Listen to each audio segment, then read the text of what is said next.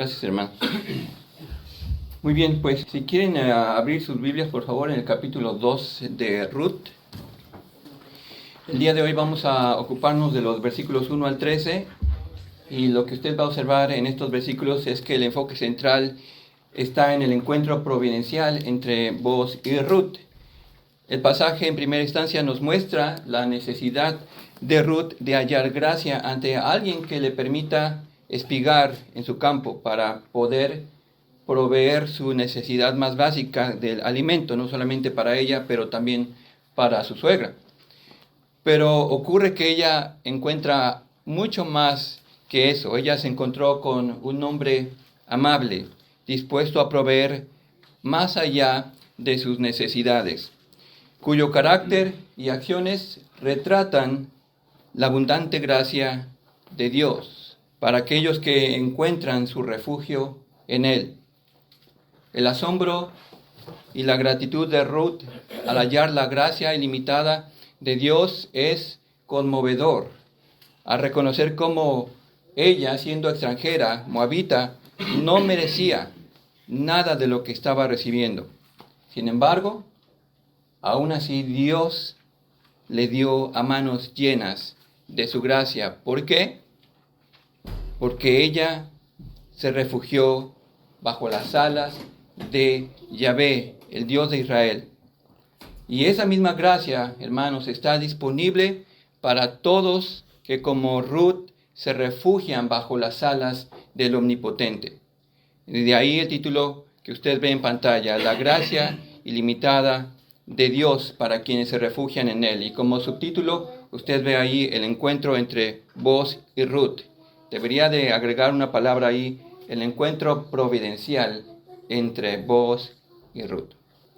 Así que si tiene su Biblia, le voy a pedir que se ponga de pie, por favor, para dar lectura al pasaje.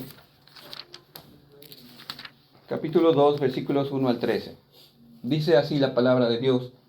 Tenía Noemí un pariente de su marido, un hombre rico de la familia de Elimelech, el cual se llamaba Booz.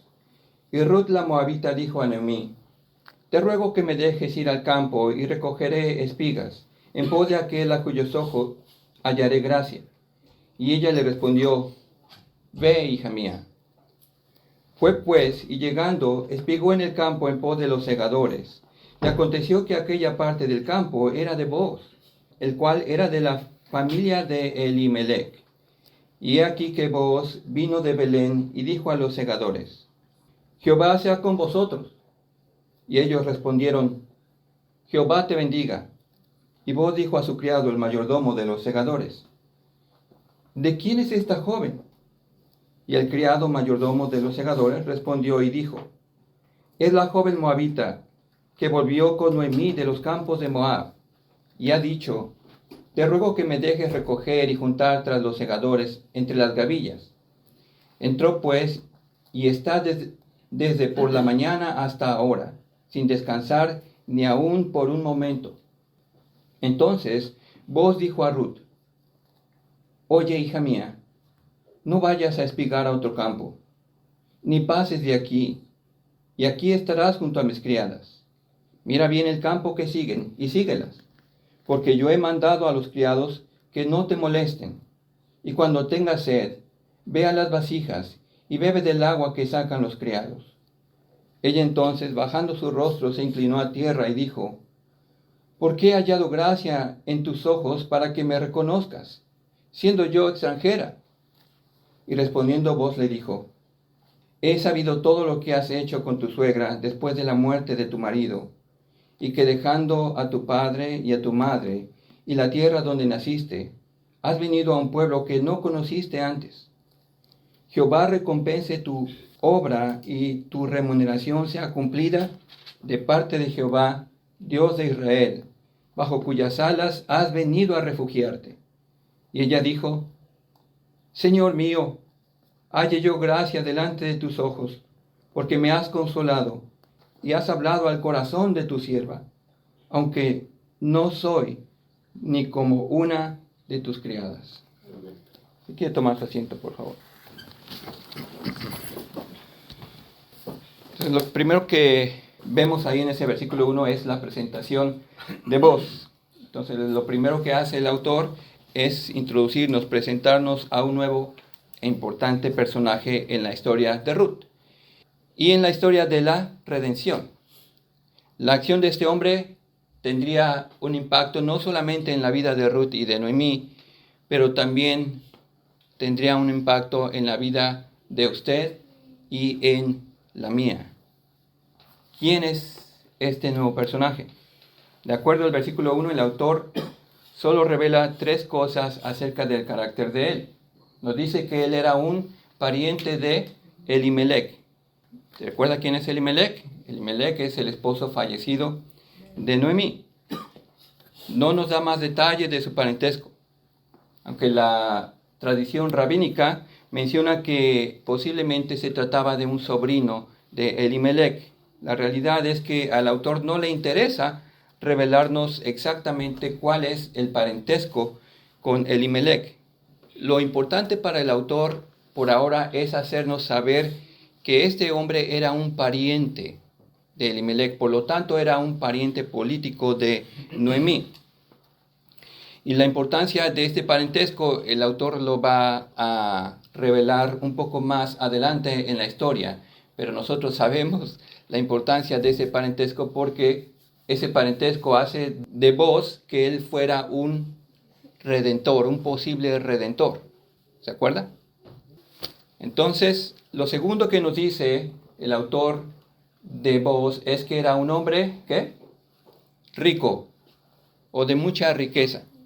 Otras versiones dicen rico e influyente. Aún otras dicen que era un varón poderoso. Y estas variaciones de la traducción provienen de las palabras hebreas cuya transliteración en español sería Gibor Hayil. Gibor Hayil.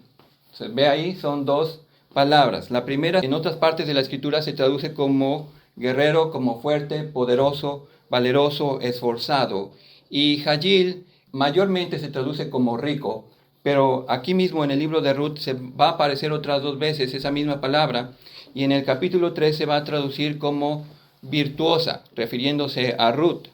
Y en el capítulo 4, versículo 11, esa misma palabra, Hayil, se va a traducir como ilustre en referencia a Booz.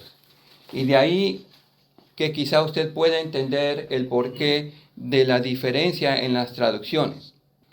Ahora entonces, lo más importante para el autor que reconocer que este personaje era rico, influyente, poderoso, valiente, es que nosotros podamos reconocer que su verdadero valor no provenía de todo eso, pero provenía de su carácter temeroso a Dios. Y ahí es donde estaba su mayor virtud. Este era un hombre piadoso.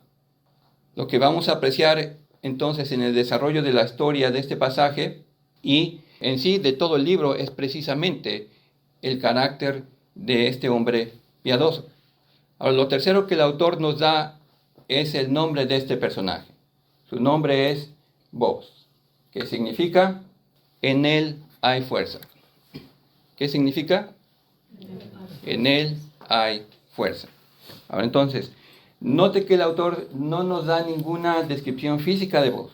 Y lo mismo es en el caso de Ruth. Así que si usted en su mente ya ha imaginado a Booz fuerte, alto, de ojo azul, o quizá a lo mejor lo imagina como un morenazo, va a ser mejor que borre esa imagen hollywoodesca de su mente para que entonces usted pueda apreciar mejor las virtudes de un hombre temeroso de Dios. Y si usted está en busca de esposo, tome nota de esto, porque las virtudes del carácter de Booz son las que usted debe buscar en aquel que considere para que sea su esposo. E igualmente, ustedes, hombres, si buscan esposa, tome nota también de las cualidades del carácter de Ruth, porque sus cualidades son las que usted debería buscar en aquella mujer que está buscando como esposa. Porque las cualidades de Ruth son las de una mujer virtuosa. Y usted sabe cuál es la cualidad mayor de una mujer virtuosa, ¿verdad? Que tema al Señor. Amén. Que teme al Señor. Proverbios 31:30 dice, engañosa es la gracia y vana la hermosura. La mujer que teme a Jehová, esa será alabada. Amén. Amén. Vamos a ver entonces en el desarrollo de la historia que son precisamente esas cualidades del carácter de Ruth que captan la atención de Booz. Y así como las virtudes de Booz también causaron una gran impresión en Ruth. Ahora, en nuestro caso, hermanos, debemos reconocer que por más espirituales que seamos, el atractivo externo juega un papel importante, Sí. pero nunca debe ser lo más importante. Ahora, tristemente vemos, por ejemplo, que muchas mujeres pueden irse tras esas características, por ejemplo, ¿es un hombre rico? Ah, bueno, entonces me apunto, ¿no? Pero esas no son las cualidades que realmente debe buscar. Porque la riqueza se puede ir y la belleza externa también es pasajera.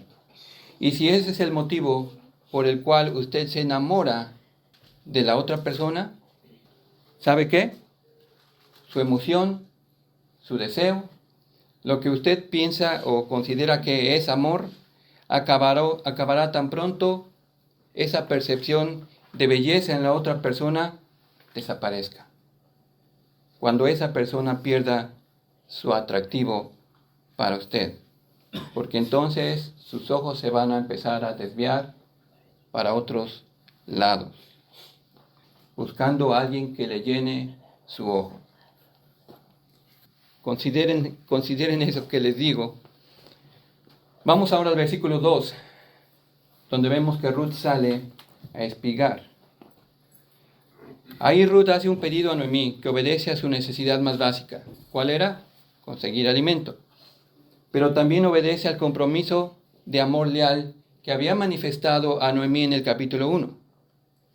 Ella en su compromiso había asumido la responsabilidad también de sostener a Noemí. Así que su petición obedeció por encima de todo a demostrar en una forma práctica su lealtad, su amor a Noemí.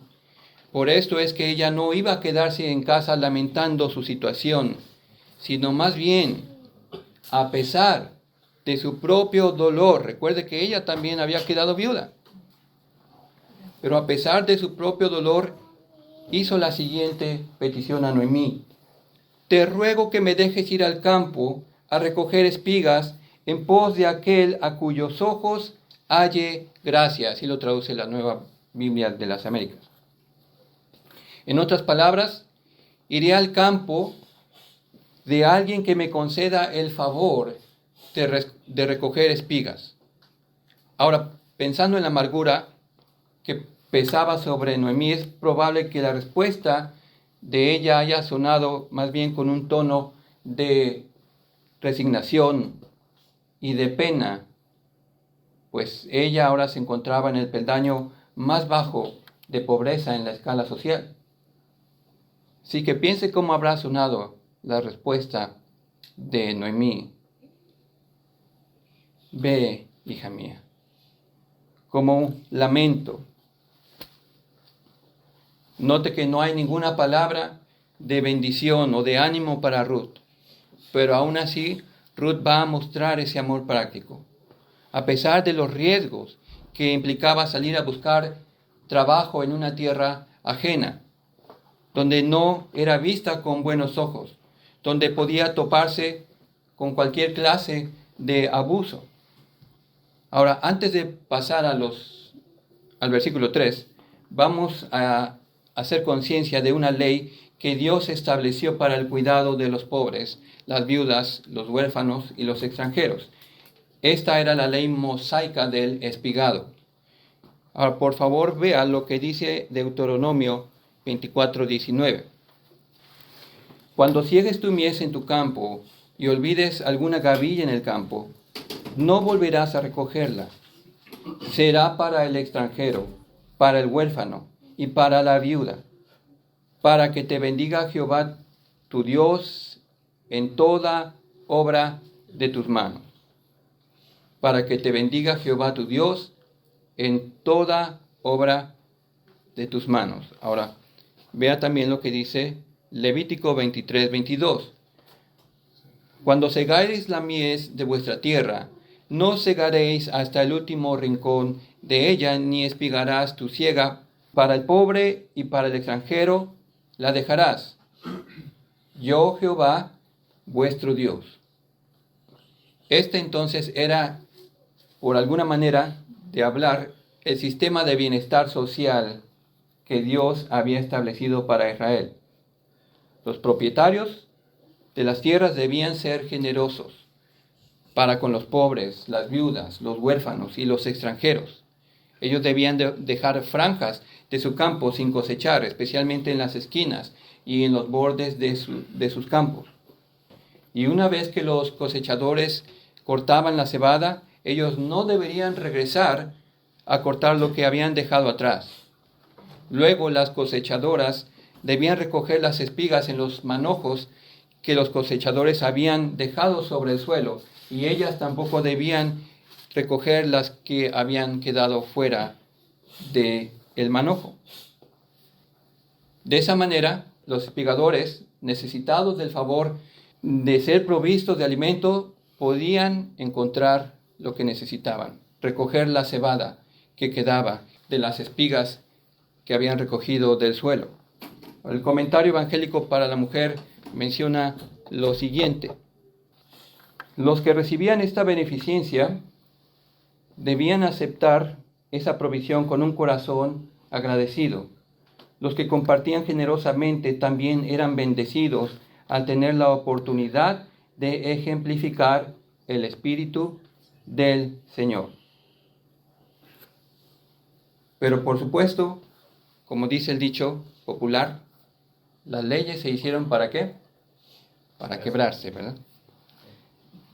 Había terratenientes que no cumplían con esta ley.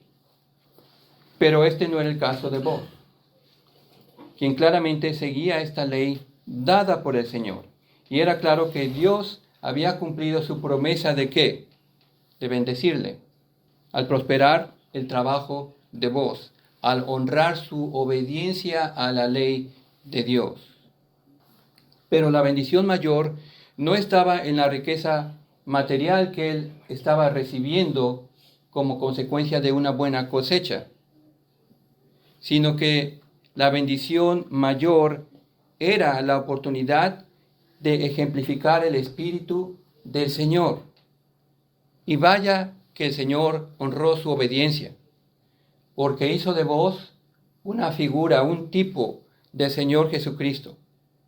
No solamente eso, pero además le permitió ser parte de la genealogía del Mesías Redentor, cuyo nombre es exaltado sobre todo nombre. En el versículo 3 vemos que Ruth llega a un campo en el cual empieza a espigar tras los segadores. Tenga en mente que Ruth no sabe que el autor ya nos presentó a Booz, a nosotros, antes que a ella. Ella no tiene idea de la existencia de Booz, no sabe quién es él, nunca ha escuchado su nombre. Y el autor nos dice: y aconteció que aquella parte del campo era de ¿quién? Booz. Y por si algún despistado no se fijó en esto, el autor nos recuerda que él era de la familia de Elimelech. Cualquiera podría expresar aquí: ¡wow! ¡Qué maravillosa coincidencia! ¡Qué suerte!, ¿verdad? ¡Wow! Pero usted y yo sabemos que para Dios no hay coincidencias. No existe la suerte. Que Dios fue quien providencialmente guió los pasos de Ruth para que llegara precisamente al campo donde se iba a encontrar con Booz.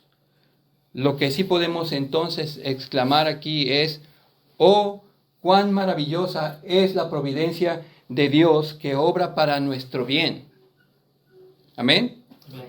Ya sea que se trate de una providencia amarga, algo que experimentó Noemí al principio, o que se trate de una providencia que resulte dulce o placentera. Ahora vamos al versículo 4, donde vemos el arribo de Boaz. Boaz entonces hace su arribo a la escena, y el autor hace una exclamación. He aquí que Boaz vino de Belén. Mientras Ruth está espigando, Boaz llega a su campo. Ahora note por favor la cortesía en el saludo de Boaz a sus segadores. ¿Cómo dice él? Jehová sea con vosotros, o el Señor sea con ustedes. Y ellos le responden, Jehová te bendiga, que el Señor te bendiga.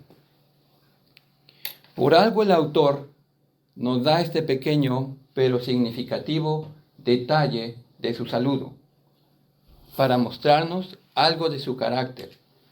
Él no solamente iba a mostrar amabilidad a Ruth para sacar ventaja de eso, sino que él es amable con sus empleados también. Él es un hombre que cuida de sus segadores, porque es un hombre piadoso. El hecho de que él obedeciera la ley mosaica del espigado ya nos ha mostrado que este hombre teme a Dios.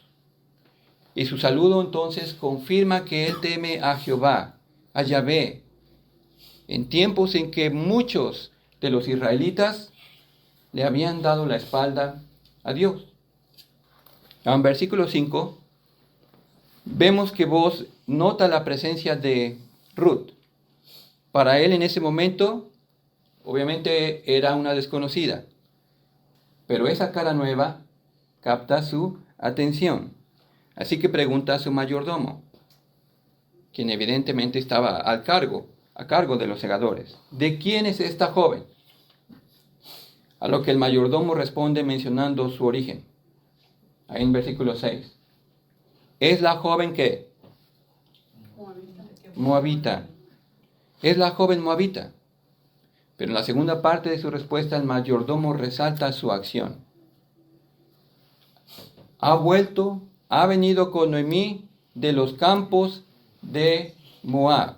En otras palabras, está describiendo con esas palabras, esta es una mujer leal, quien ha permanecido con Noemí. Y eso implica entonces que ella había tenido que dejar su propia tierra atrás, a sus propios padres, para permanecer con Noemí. Ahora en el versículo 7, lo segundo que resalta de Ruth es su humildad. Ahora, no sé si está tomando nota de esas virtudes de Ruth. Ruth ya ha mostrado iniciativa, ¿verdad? Para salir al campo, a pesar de su dolor. Ha mostrado con eso un amor práctico, lealtad. Ahora lo que resalta aquí en el versículo 7 es la humildad de Ruth, porque ella llegó no para demandar su derecho, sino que fue cortés, fue humilde a presentar su pedido. Te ruego que me dejes recoger y juntar tras los segadores entre las gavillas. Las gavillas eran esas espigas atadas en los manojos. Lo tercero que resalta el mayordomo de Ruth es que esta es una mujer trabajadora. Básicamente lo que dice, no ha parado desde la mañana. No se ha tomado ni un solo break. Si es que usted está viendo la traducción Reina Valera del 60.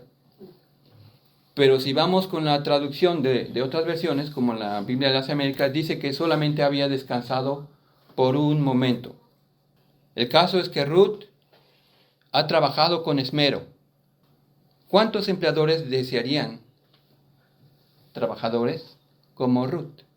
¿Verdad? Ahora es difícil sacarlos de sus múltiples breaks y de los celulares, ¿verdad? Para que trabajen.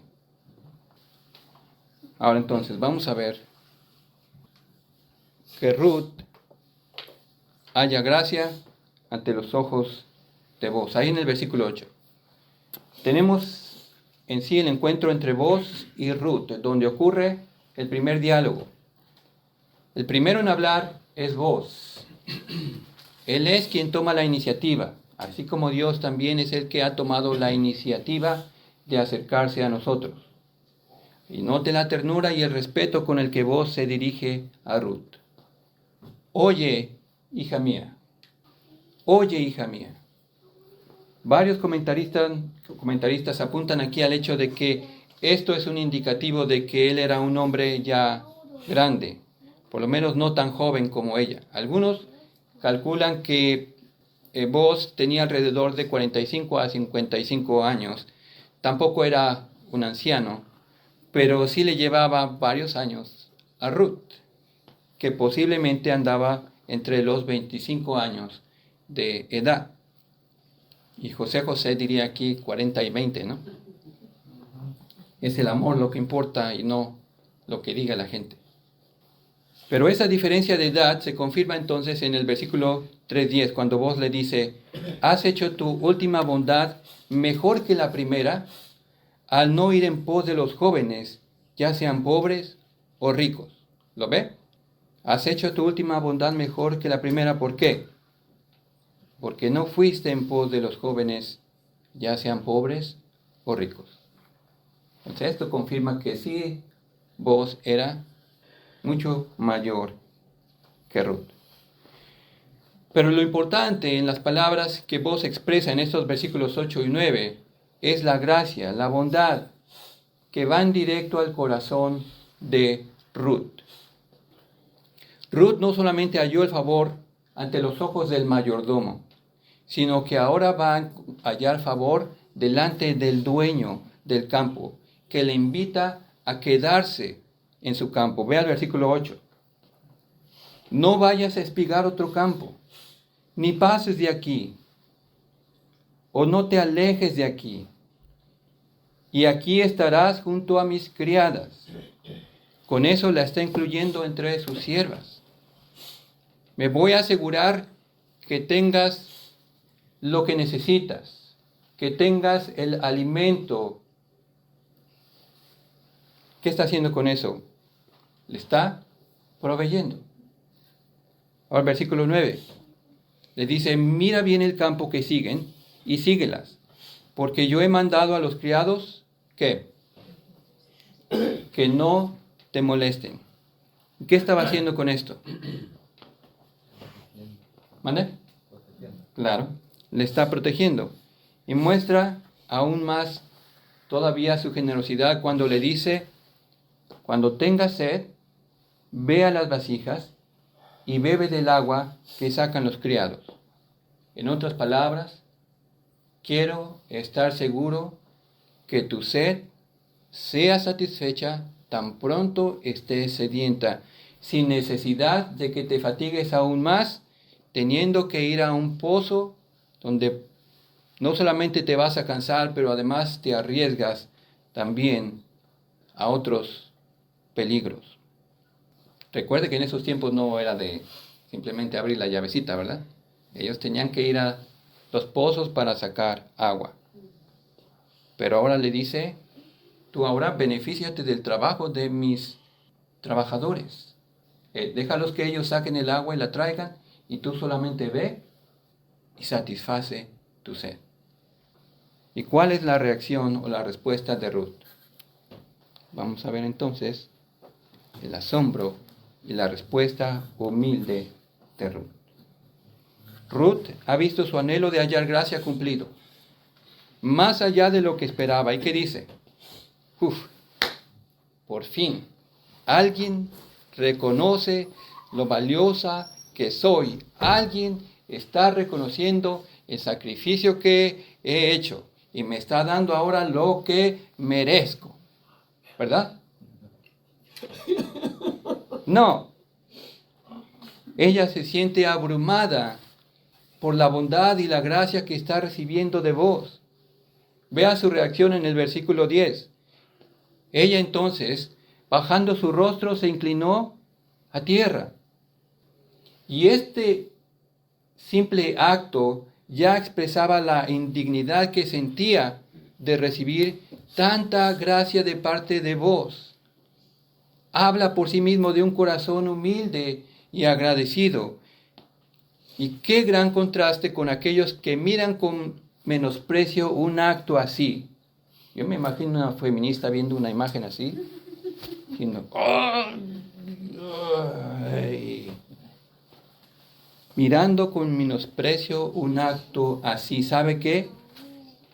Porque el orgullo les hace creer que merecen un trato especial, que Dios está en deuda con ellos, que Dios está para cumplir con los derechos que sienten que merecen por algo bueno que han hecho.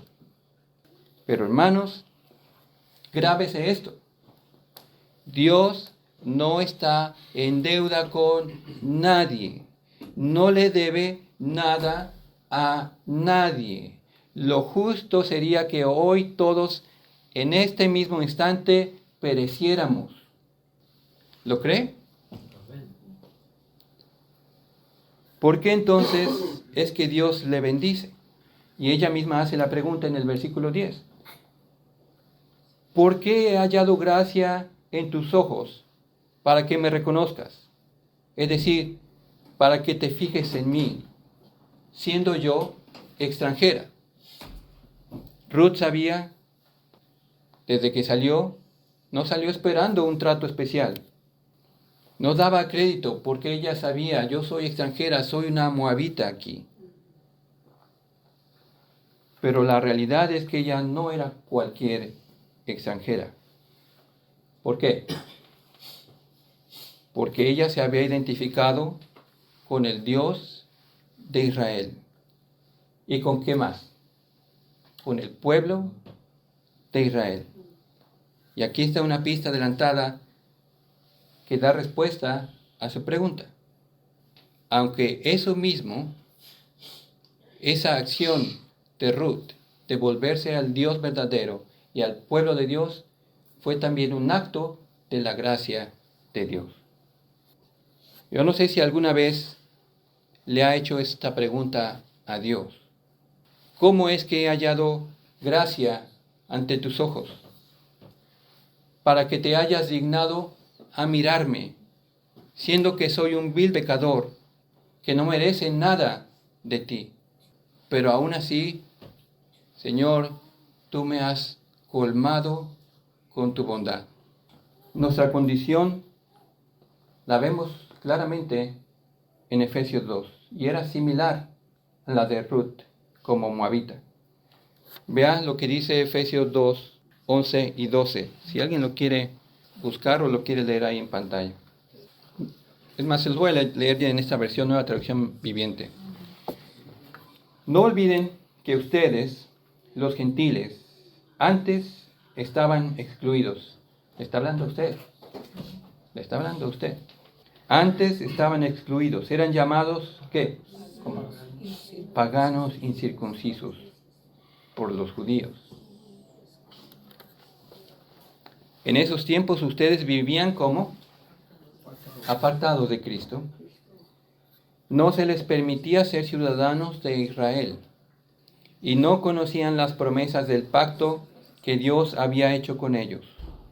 Ustedes vivían en este mundo sin Dios y sin esperanza.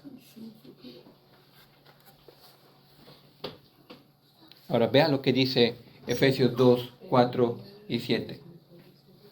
Pero Dios, que es rico en misericordia por su gran amor con que nos amó, aun estando nosotros muertos en pecados, nos dio vida juntamente con Cristo. Por gracia sois salvos. Y juntamente con Él nos resucitó, y asimismo nos hizo sentar en los lugares celestiales con Cristo Jesús. ¿Para qué? Para mostrar en los siglos venideros las abundantes riquezas de su gracia en su bondad para con nosotros en Cristo Jesús, para mostrar en los siglos venideros las abundantes riquezas de su gracia en su bondad para con nosotros en Cristo Jesús. Así que aquí puede ver la respuesta a la pregunta de Ruth. Tiene que ver todo con el carácter de Dios y nada con los méritos que usted piense que ha conseguido. ¿Lo puede ver? Ahora entonces, vamos a ver la respuesta de vos a esa pregunta de Noemí. ¿Por qué es que he hallado gracia ante tus ojos? Vea la respuesta de vos. Y note que entonces él va a apuntar a la gracia de Dios. Versículo 11. Y respondiendo vos le dijo, pues ahí nomás para que te des un quemón de cómo soy yo. No. Dice, he sabido todo lo que has hecho con tu suegra después de la muerte de tu marido. Y la Nueva Biblia de las Américas traduce, me ha sido informado en detalle.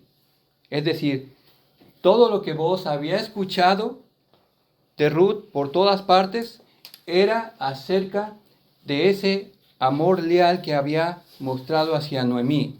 Cosas buenas son las que había escuchado vos acerca de Ruth. Y añade, y que dejando a tu padre y a tu madre la tierra donde naciste, has venido a un pueblo que no conociste antes. Así que lo que vos había escuchado, aún sin conocerla, ya había despertado la admiración por ella. Seguramente vos decís, wow, ¿quién es esta mujer?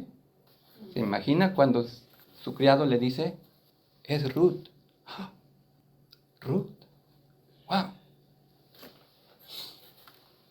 Pero, hermanos, aquí vos no está tratando de adularla, no está tratando de endulzar su oído para obtener algo a cambio. Él solamente está reconociendo y alabando la devoción de Ruth, que muy posiblemente le había resultado algo muy atractivo. Y si usted busca esposa y está tomando nota, esto es algo que debe de resultarle muy atractivo en la mujer que busque. Su devoción a Dios, su piedad. Eso es lo más atractivo. Pregúnteme entonces acerca de Janine.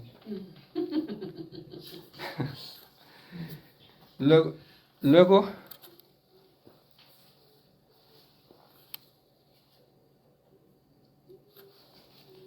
vos pronuncia la siguiente oración ahí en el versículo 12. Jehová recompense tu obra.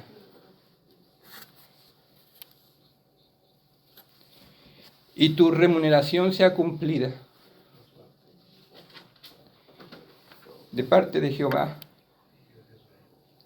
Dios de Israel, bajo cuyas alas has venido a refugiarte.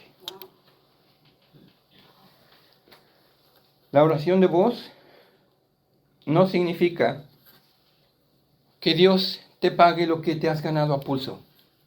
Si fuera así, no podríamos hablar de gracia. Tendríamos que hablar de una deuda que ahora Dios ha adquirido con Ruth en base a su buena obra. Pero ya dijimos que Dios no le debe nada a nadie, ni está obligado a dar su misericordia a nadie. Por definición, la gracia es un favor inmerecido. La palabra de Dios nos enseña que Dios se complace en dar su gracia gratuitamente a quien no la merece. Vea lo que dice en Romanos 11:6. Romanos 11:6. Y como es mediante la bondad de Dios, entonces no es por medio de buenas acciones. Pues en ese caso la gracia de Dios no sería lo que realmente es, gratuita e inmerecida. ¿Alguien ya lo tiene ahí que lo quiera leer en su versión? Sí, yo lo tengo.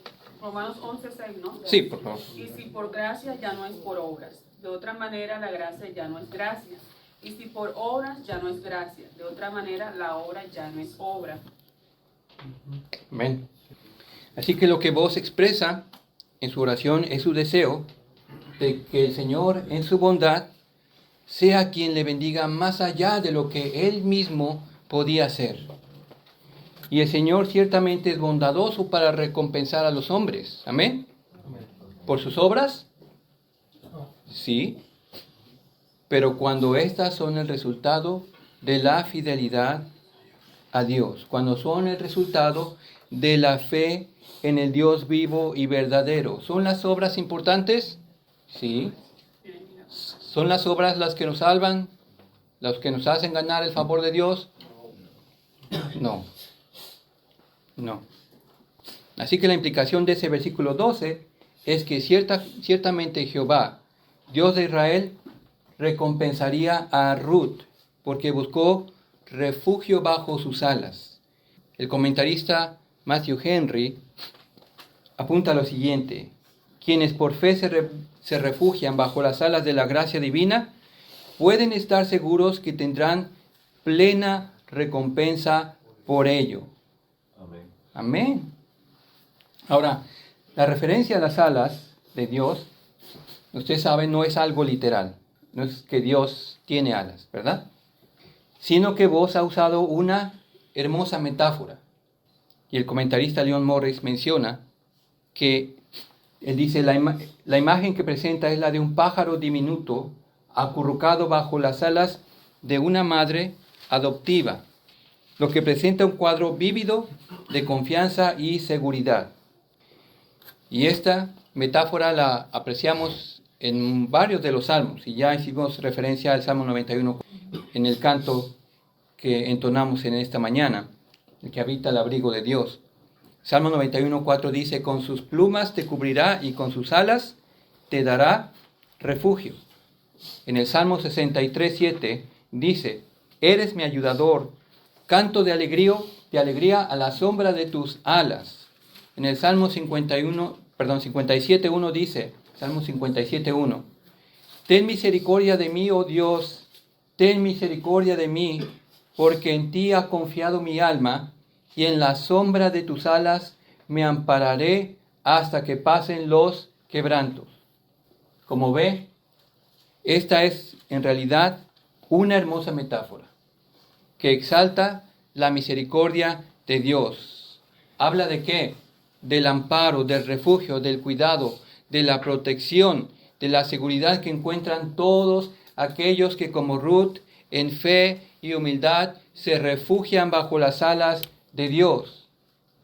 El Señor se deleita en extender su manto de gracia sobre todos aquellos que como Ruth estén dispuestos a dejar padre, madre, sus dioses falsos, su autodependencia, su orgullo, cualquier otra cosa que le impida refugiarse exclusivamente, únicamente bajo las alas de el Salvador, de Cristo. Y esa es una pregunta importante para usted. ¿Se ha refugiado usted bajo las alas de Cristo? ¿Bajo las alas de Dios? Y si es así, sepa, hermano, que usted no perderá su recompensa. Por otro lado, si usted ha experimentado esa benevolencia de Dios, entonces usted va a hacer lo que Boaz hizo. Él sabía que él no era la fuente de bendición para Ruth. Él tan solo era un portavoz de la gracia de Dios. Era un instrumento que apuntó hacia la gracia del Dios que provee, que protege al desamparado, más allá de lo que alguien pueda imaginar. Y aunque él mismo se convertiría en la respuesta a la oración de bendición que hizo sobre Ruth, convirtiéndola en su esposa, él sabía que él no era la fuente del gozo y seguridad eterna de Ruth. Amén. Y esto, hermanos, espero que le haga consciente de que su principal necesidad no será satisfecha en su esposo o en su esposa o en sus hijos o en ninguna otra persona, sino solamente en Dios. Ahora, por último, Escuche la exclamación de asombro de los labios de Ruth ahí en el versículo 13. Señor mío, halle yo gracia delante de tus ojos.